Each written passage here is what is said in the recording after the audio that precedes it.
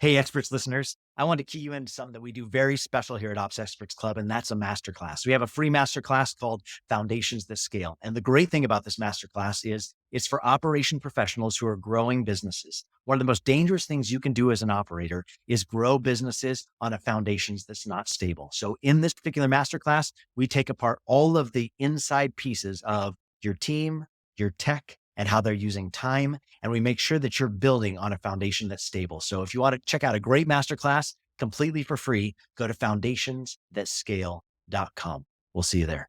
Welcome to the Ops Experts Club with Aaron, Taryn, and Savannah. This podcast will take you behind the scenes of some of the finer details of multi-million-dollar companies. These ops experts have dealt with operations for scaling companies and well-established businesses with anywhere from small to large teams. If you've ever been deep into the details of a major company, then you know how much it takes, and these conversations are just for you. Welcome to the Ops Experts Club podcast. Ops Experts Club, I love it, Savannah. Taryn has just been on a Mexican vacation. He's just been on an adventure. I shot over a picture the other day to a client of Taryn on his Mexican vacation. Taryn will send me pictures every once in a while, just keep me in the loop of how things are going. And his legs were so freaking white. And the client just thought those legs should be illegal. I thought, man, you're lucky you have not seen my legs. Pacific Northwest, it's not kind for legs. It's not. It's always funny start of summer when people start wearing their shorts in the Pacific Northwest and it's like just flashlights. Anyway, so we missed Taryn Turner on Ops Experts Club the last week and then this week. He'll be back next week. So any of you that are needing your Taryn fix, he'll be back here. Ops Experts, thanks for joining us in. This show is particularly for those who are running operations for either online or brick and mortar vendors or companies rather. And you're just looking for tricks and tips, insights into how you can be planning, insights into how you can be running team. We have Ops Experts Academy, which is a 35 module course that you can go through level 1, level 2, level 3, in all things when it comes to team and tech and planning and all the missing pieces in your business. We've been doing this for a long time, over a decade here at the Collab team. So we've been under the hood of so many different businesses. This is our opportunity just to come and just share the love and what we've seen work. We've been interviewing some really cool guests the last couple of rounds. So you're going to see us mix more of those in. I'm excited about people we got coming up on the docket here in the weeks to come. But Savannah, I thought because we're in quarter 4, depending on when people listen to this, I know it's not always in order, but as it drops, we'll be in the middle of quarter 4. And something that we really advocate here at the Collab team is for planning, both quarterly and annual planning. I know some business owners resist and there's like, how do I even know how to plan? We're just running with it. And I need to pivot and I need to be sensitive and I need to, but a lot of times what that can lead to is whiplash for teams. And I know you, because you handle a lot of customer support and setting up customer support for clients. I know that really is where you guys feel it the most when there isn't good vision provided by a leader and planning for team. Maybe you could talk about that just a little bit, some of that whiplash experience when plans are not well set. Yeah. And I would also note that even if you're not listening to this in quarter 4 and you haven't done planning yet, it's never too late. Just go in with a plan. Just start working on it. It doesn't matter if you're coming in quarter 2 or quarter 4. Like just, if you haven't done it yet, then you should work on it. But yeah, if you haven't set up annual planning, then I think that the ship is a lot more in danger of getting jerked to different pivots. And it's important to be able to pivot. A business has to be able to pivot. You can't completely hold yourself to a plan because you never know exactly what's going to happen as the year unfolds. But if you haven't at least sort of lined it out and there isn't at least sort of like a collective vision towards the horizon line, then yeah, no one's going to be able to be intentionally moving in the same direction. And you're probably going to find that you're giving different answers in different contexts to your customer base. And I think that that's, I talk a lot about like from the customer service perspective, like trust is everything. So if you're not able to be consistent on your messaging and on the vision and giving people very clear answers for what they're looking towards or what kind of consequences they're looking at or what have you, then you break that trust and you don't have that foundation unless you have done your planning as your team and you have your team looped into your planning. You can't just make a plan and just keep it to yourself and be like, well, I have it written down in a notebook. That doesn't do anybody any good. Like you need to do like team annual planning so everyone's like on the same page. Yeah, we talk about a lot here, EOS and level 10 meetings. We've kind of created our own version and kind of brought in the best of all worlds that we've seen under a couple different hoods of different people that run ops different ways. We've been joking around about just calling it U10, the ultimate 10, like how we can help people with their planning. But I will say this is your team needs an operating system, whatever you choose. Sometimes people get really hung up in how can I best run meetings? How can I best run my company? What can I do for communication? All that is what we would consider an operating system. And EOS really has done a great job of putting that together. And then we've morphed it by a couple of different systems that we've been under out there that we've seen kind of add some things. And so maybe our forms look different, or maybe the running of the meeting may look a little bit different. But the most important thing is that your team has a system they're operating from, right? Like Savannah said, trust is everything, not just with your customers. Trust is everything with your team. And when you begin to lose that, the easiest way I would say that you could begin to lose that is by them not having a clear line out of the vision, them not having a clear line out of where are we going.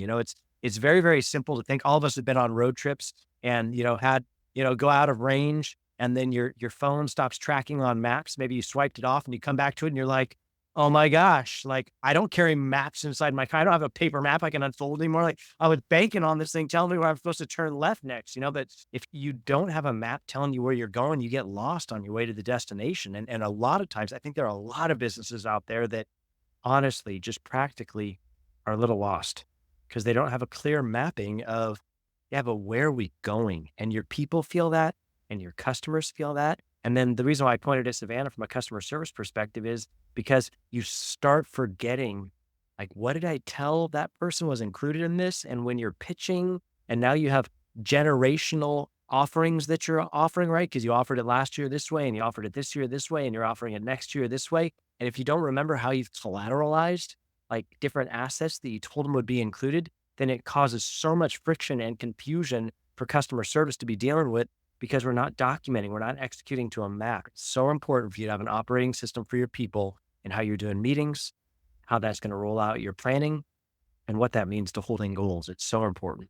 And I think something else that people don't take into account right off the bat, because if they're in that, like, you know, they haven't set up the planning because they're just starting out and they haven't needed to yet because they're just bringing on team for the first time. So like it's kind of like a foreign concept.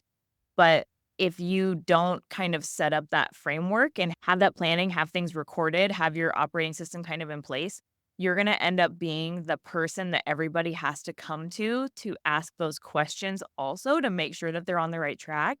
And so instead of leading your business and focusing on growth and moving things forward, you are basically like just stuck being a point of contact, asking everyone's questions and ultimately putting out fires that don't really need to be your job especially if you're the visionary. But even if you're the ops, even if you're like the head of ops, you shouldn't be the one who's putting out those fires. You can direct people to put out their own fires if you have that framework in place.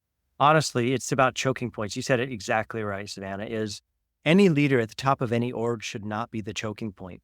Like you should be, EOS is really big in delegate and elevate. You know what I mean? So how do we elevate you up?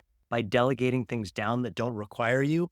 And to hold vision is such a low bar for any visionary or top level leader, meaning if people have to come to you to ask, that means you haven't documented it well and you haven't communicated it well. They should be able to go back to one source of truth.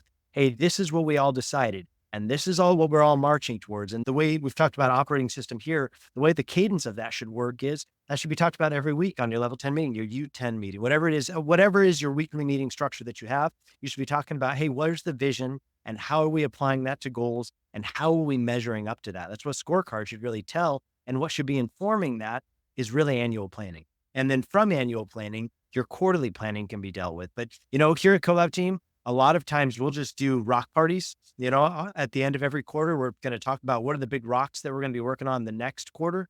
And then from there, there'll be some like rollover, right? So maybe quarter 3 is going to roll over into quarter 4. Maybe it was a phase 1, phase 2, phase 3 rock, or maybe they just didn't get across the finish line. So Q3 will inform Q4. But if you don't have an annual planning session, what you leave that to be is everything is just iterational, right? Like it's just one quarter is rolling into the next quarter, is rolling into the next quarter, is rolling into the next quarter, which is fine as long as you have a map that's kind of guiding you on, hey, we started here, we want to end up here, and our quarterly goals should match up to that. Then iterational goals or rocks each quarter are fine. But if you don't have a map you're executing from, you just find yourself kind of wandering all over the map.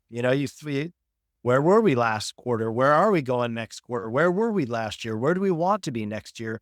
And it can just be super fatiguing for your people because they don't see any clear vision. And listen, you can only bullshit for so long, right? Visionaries, let's just be honest. Like you get up there, you pontificate, you preach, you persuade your people to follow you. They're excited. But if they don't have something they can hold on to, and you're just kind of whipping them all over the place with whatever your next vision is, because you're visionary, you're a quick start, you get excited about things, but it isn't long term oftentimes, then what it causes is whiplash fatigue. And your people start feeling like, oh my gosh, like I'm just exhausted. I talked to a COO just this past week, big brand, great client of ours, had been there for she's been there for a long time and was verbalizing, man, Aaron, it just gets so tiring. Like it gets so tiring when we're not executing to a map. And so for those of you who are wondering, why don't people stick around? Why am I losing people like from my teams?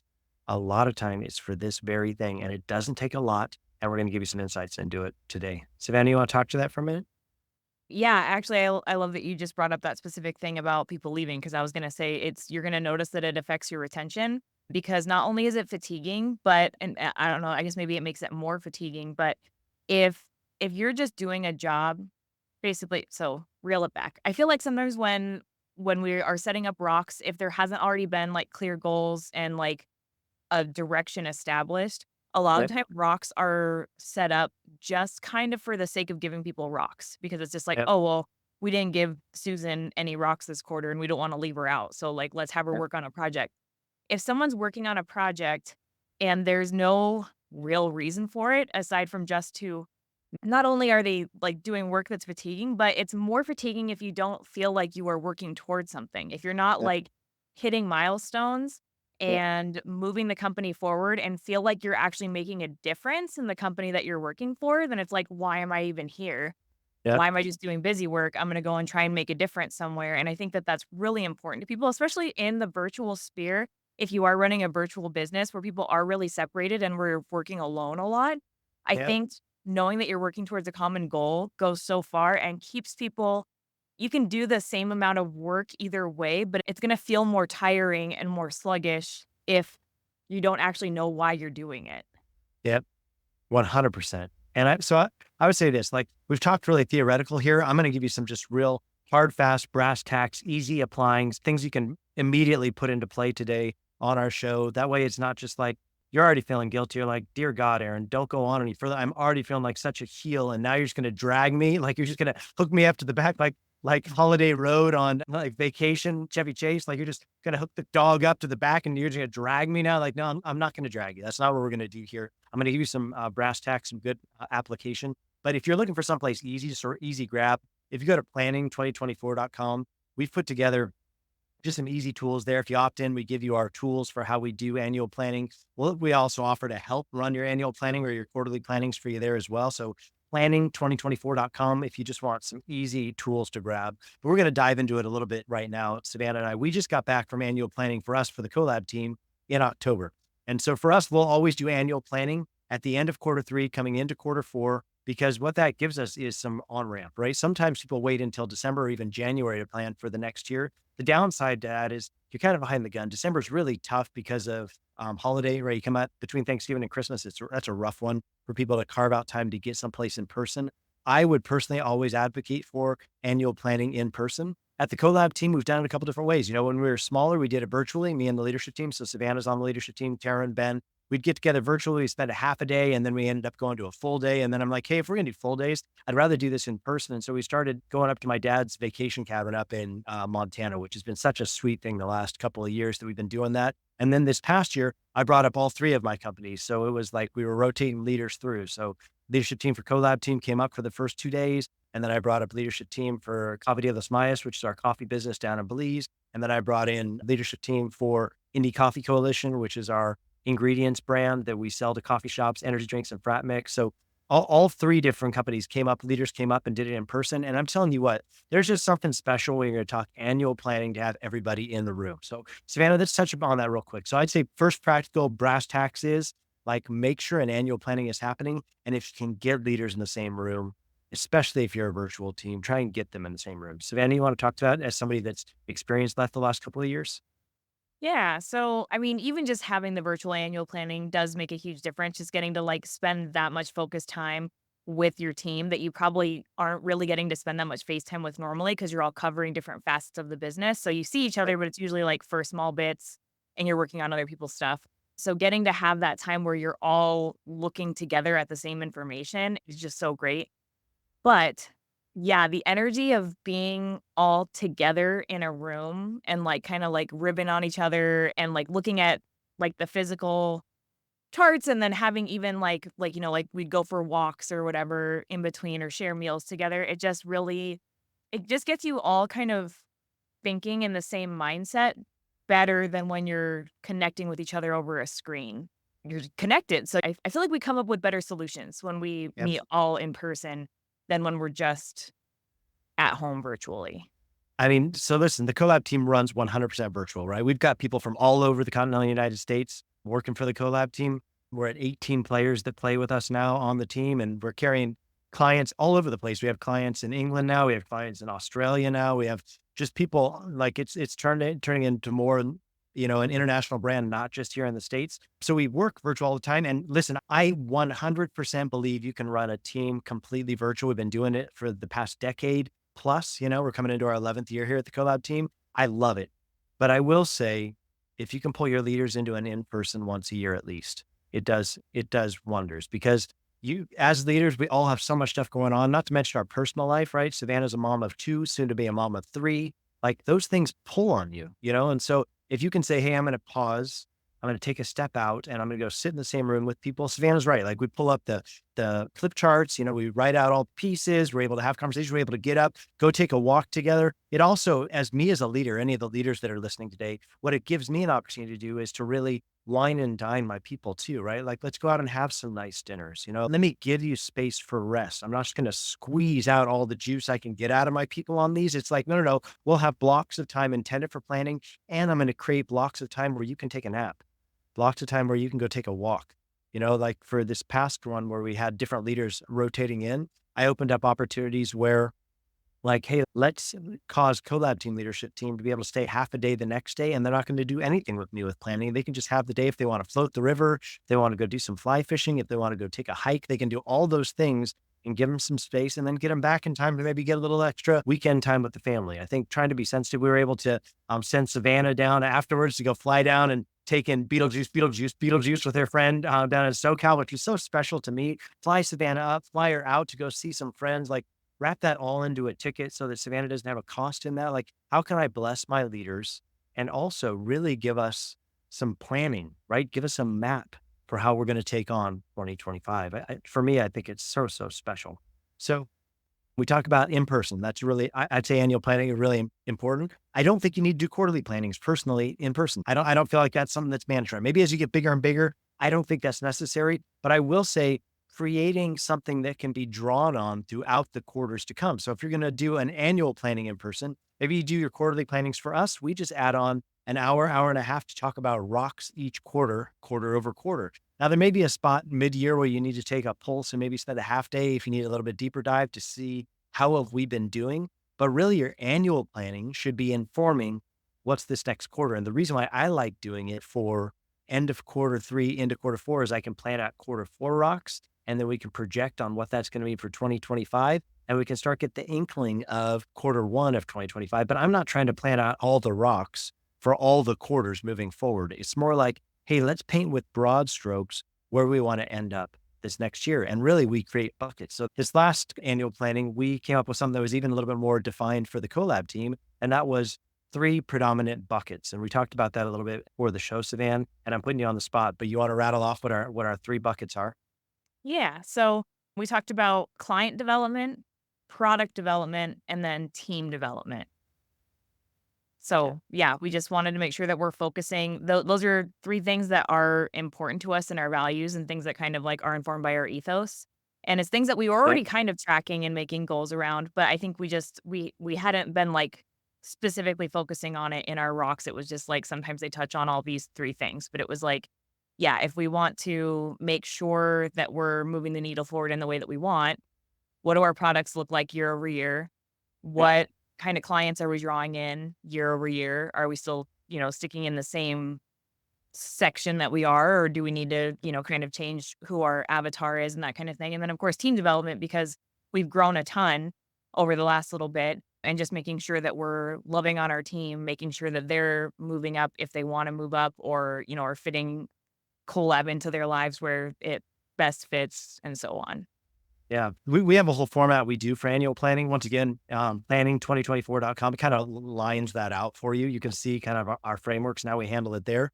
But we realized this last time was as we're working through, hey, what have we been accomplishing up to now, and where do we see things going on all sides, right? Like talking about our clients, like how are we developing clients? We actually made a pretty big pivot this past year on how we were going to churn our own butter, how we were going to create baseline clients that could end up escalating from within instead of me continuing to have to find our high level retainers. How could we actually churn our own butter? How could we actually bring people in at a lesser price point and then help them ascend within our product tier? And so it was pretty exciting. We got to roll that out starting in Q4, right after we had our annual planning. Got to get right into that and got to see some great results out of that, which has been really cool to see. But it's not just your clients. I think a lot of times visionaries can get all wrapped up in the dollars, right? Dollars and cents of how are we going to make more money?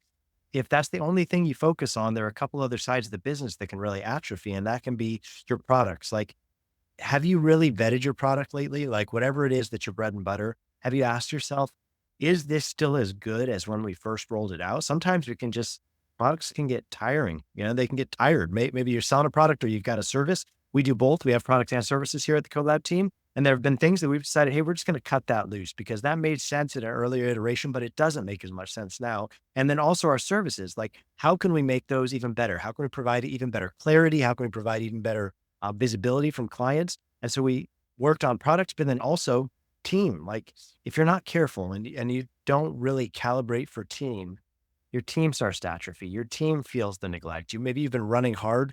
A lot of visionaries push their teams really, really hard, and they don't make the time for climate checks on, hey, is everybody still happy? Is everybody still enjoying what they're doing? Have we talked about ascension? Is there a clear path? And this is where we talked about how your operating system should speak all languages, right? Your vision as you come out of annual planning should show, hey, let's go back through and make sure everybody's job description is still to scope. Let's make sure we're doing our quarterly evals, the 555s as EOS would line out for us. Let's make sure we're making sure that people are really lined out to what they're doing is fulfilling, what they're doing is growing, what they're doing is appreciated, because otherwise you could have the best products and services in the world. You could be growing your clients, but if your team starts to erode from within, you're not able to fulfill the same way. So all of those things are super important. Yeah, and I think that with our clients, we've been seeing like a need for a check-in with all of those categories, just because people are still, even though it's a couple years out now, but I feel like people are still kind of like figuring out post-COVID, like what their business looks like, at least in the virtual sphere, in all of them, because Right. obviously so many things got shut down. And so I think that people made such big changes and strides in different ways during COVID, but there's a lot of things about products that made sense in that time frame that don't make sense anymore. And so you see a lot of businesses that are having to figure out, like, people don't have the same amount of time that they had in that time frame. And then that even Yeah. applies to your team, because now there's more things to juggle, because now people are kind of back to like quote unquote normal life, Right. and different like expenses that are there that weren't there just a couple of years ago. So I think a lot of our virtual clients kind of built their businesses or grew exponentially during COVID.